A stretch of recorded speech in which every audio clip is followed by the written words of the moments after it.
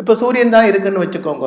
அதாவது ஒன்று எல்லாம் சொல்கிறதுக்கு டைம் இல்லை இல்லையா, ஒன்று சொல்கிறேன். சூரியனை பற்றி ஆத்ம பிராண பிதாயூர் வைத்திய கீர்த்தி சௌரிய தைரியோத்சாக சைவ தேவோ சிந்திதம் சூரியதே அப்படி சொல்லுவாங்க.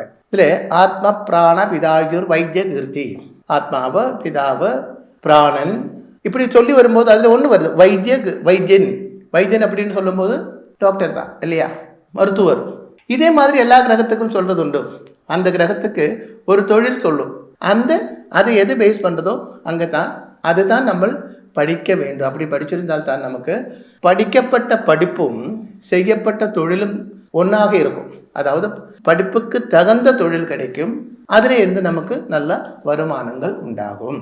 அப்போது குழந்தைகளை படிக்க வைக்கிறதுக்கு முன்னே அப்படி உங்களுக்கு கன்ஃபியூஷன் இருந்தாலும் இல்லை என்றாலும் நல்ல ஒரு ஆச்சாரியன்கிட்ட ஒரு அட்வைஸ் கேட்கறது நல்லது தான்.